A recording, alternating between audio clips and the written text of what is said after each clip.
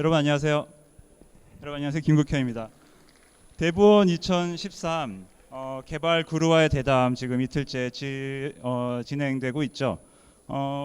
이번에 모실 손님은요. 아마 우리나라에서 개발 좀 한다 하시는 분들 중에서는 제일 유명한 분이 아닐까 싶습니다. 안철수 의원님이죠. 그 전에 우리 개발자 안철수로서 그 안철수 개인 그리고 안철수의 꿈 그런 거 접해볼 기회가 이미 많았지만 또 이 자리를 통해서 어떤 생각을 하고 요즘 살고 계시는지 짧게나마 이야기 나눠보는 시간 저희가 마련할 수 있게 됐습니다. 먼저 안철수 의원님 모시게 될 텐데요. 여러분 좀 큰 박수로 맞이해 주셨으면 감사하겠습니다. 안철수 의원님 어서 오세요.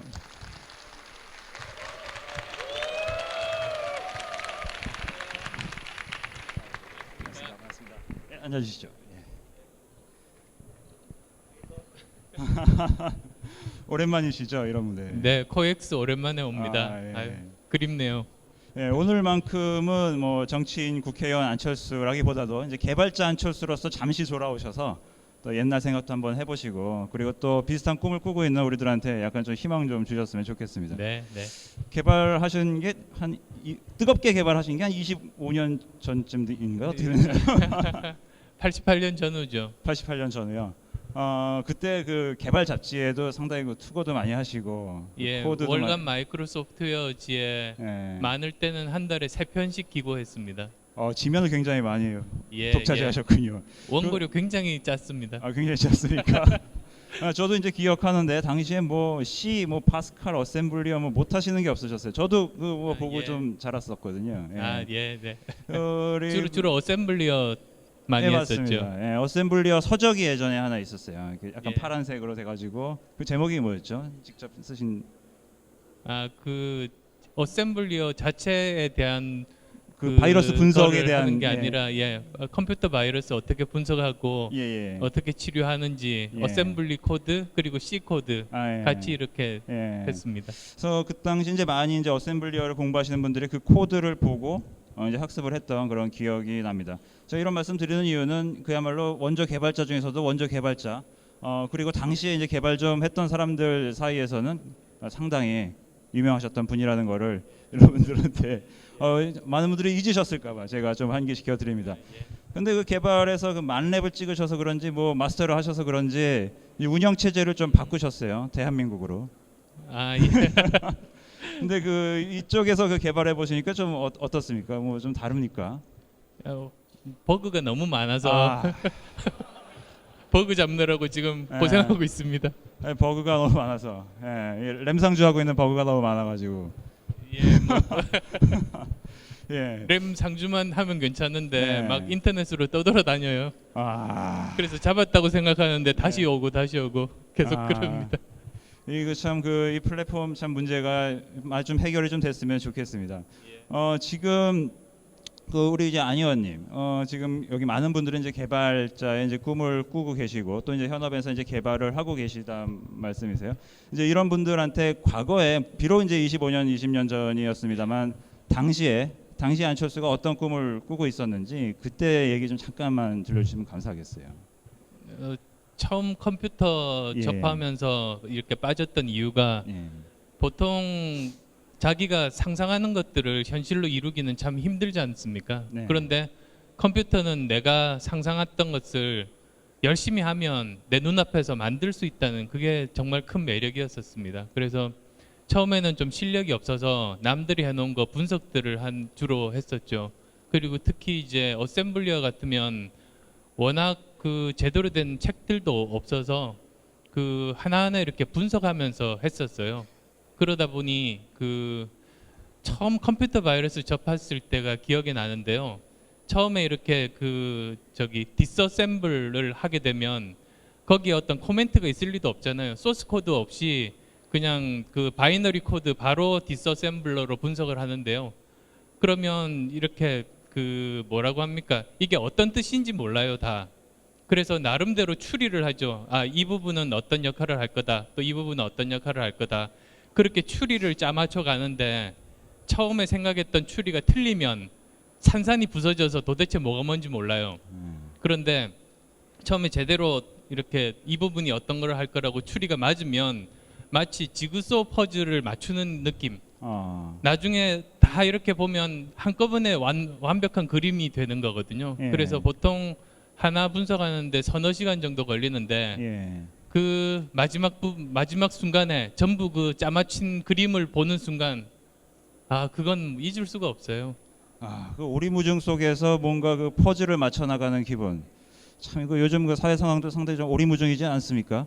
이 퍼즐을 좀 잘 맞춰 나가야 될 것 같은데 그 어제 오늘 그 나온 얘기 중에서 그 이 사회의 문제에 대한 얘기가 상당히 좀 많이 나왔어요. 이제 개발자들 사이에서도 예. 우리 개발자들이 뭔가를 이제 창조하는 사람들인데 이 창조를 하는 사람들이 대우를 잘 받지 못하고 그러니까 빛나지 못하는 이 사회에 대한 그런 문제 또 혼자 혹자는 어제 대담자 중에 이제 총체적 난국이다 뭐 이런 말씀 하셨었는데 이제 우리 개발자가 풀어야 될 것도 있고 또 이 사회가 바뀌어서 또 풀어야 될 것도 있지 않습니까? 그러니까 안 의원님은 어떻게 이 부분 생각하고 계십니까? 안타깝게 생각하는 게 20, 30년 전과 지금이 거의 예. 바뀌지가 않은 것 같아요.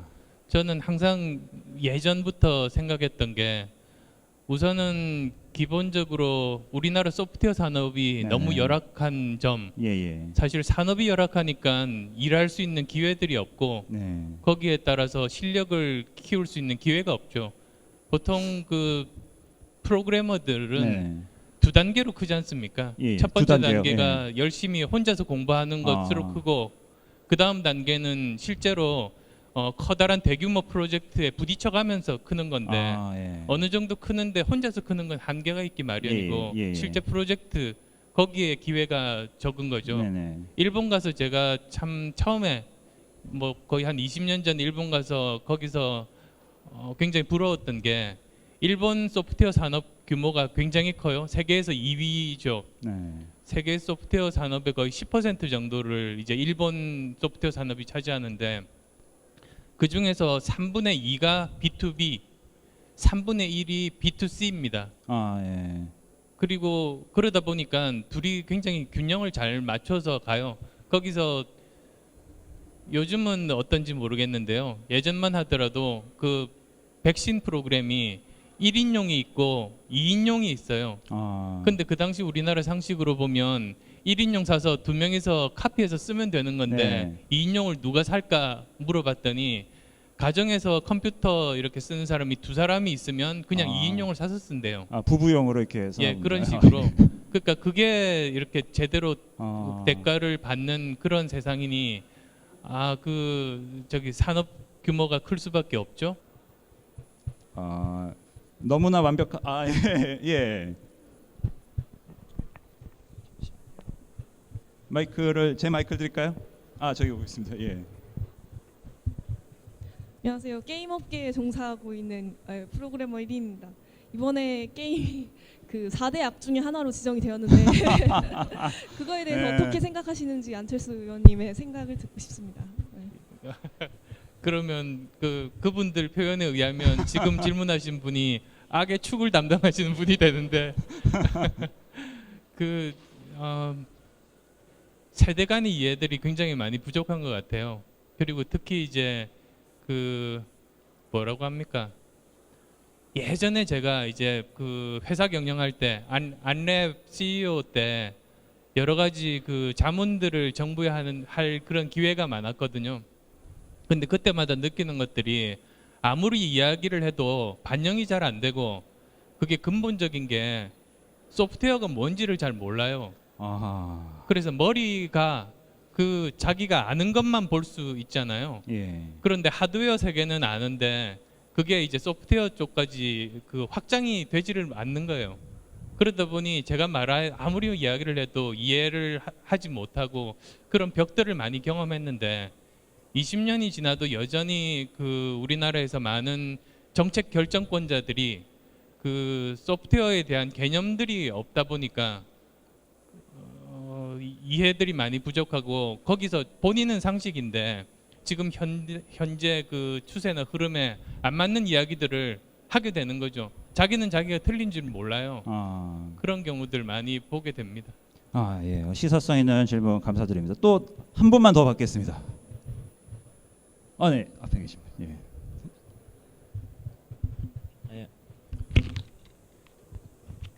예, 안녕하십니까. 지금 상명대 재학 중인 1학년 안준영이라고 합니다. 그 왜 해외 신문 같은데 보면은 이제 IT 업계 같은 경우는 이제 대기업이 집중적으로 크는 규모 그런 것보다는 이제 중소기업이 튼튼하고 그 밑에서 그 위에서 대기업이 찬찬히 자라야 된다고 그렇게 들었는데 지금 우리나라는 너무 대기업에 편중돼 있는 걸로 제가 알고 있는데 그래서 중소기업에서도 인력이 지금 빠져나가고 있지 않습니까? 그거에 대해서 어떻게 생각하고 계신지 그거에 대해 뭐 좋은 의견이라든지 아니면은 나쁜 쪽 의견을 가지고 계신다든지 그거 좀 알고 싶어요. 대한민국이 이제 여기까지 크기까지는 대기업들 역할이 분명히 존재했죠. 네.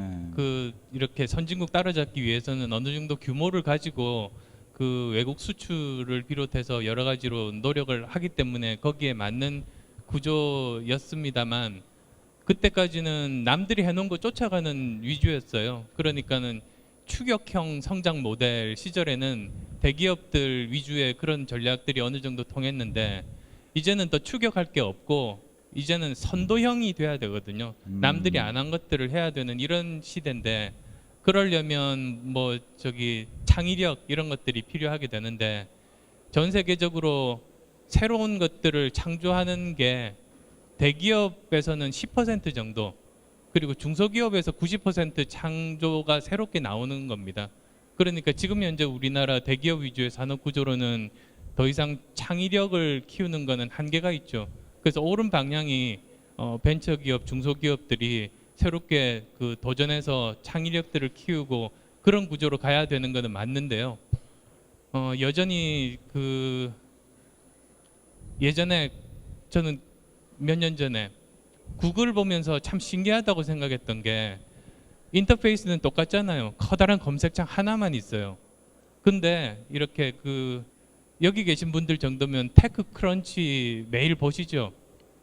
테크크런치를 이렇게 읽다 보면 참 감탄하는 게 그 검색창 하나밖에 바깥으로는 드러나지 않지만 내부적으로 알고리즘을 엄청나게 많은 그 시행착오들을 거치고 새로운 기술 개발하면서 바뀌는 거예요. 속속들이. 그래서 남들이 보기에는 구글이 그렇게 높은 시장 1위 점유율을 유지하는 게 편하게 하는 것 같은데 사실은 그게 아니고 끊임없이 2등보다 더 많은 노력을 해요. 그래서 1등을 계속 유지하는구나 싶었어요. 그런데 그게 결국은 구글에게도 이익이 되는 거죠. 자기 실력으로 1등을 유지하면 본인에게도 도움이 되고 다른 산업 전체적으로도 도움이 돼요. 그런데 우리나라는 전반적으로 어떤 구조냐면 1등이 아무 노력하지 않고 가만히 있어도 계속 1등을 할 수 있는 그런 구조입니다. 그러니까 승자 독식의 구조 내지는 기득권이 과보되는 그런 구조가 되어 있죠.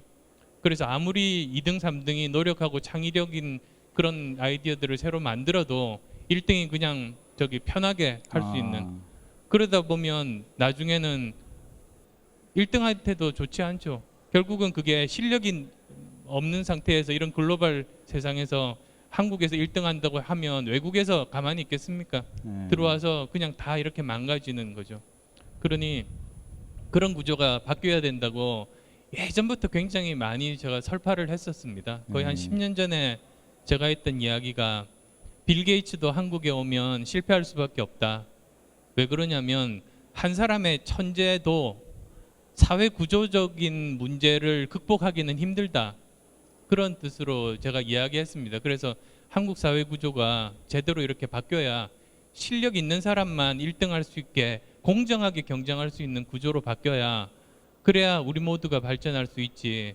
이렇지 않은 구조에서는 빌 게이츠 같은 사람 한 사람 들어와도 그 사람 실패할 수밖에 없다는 그런 뜻이었었는데요.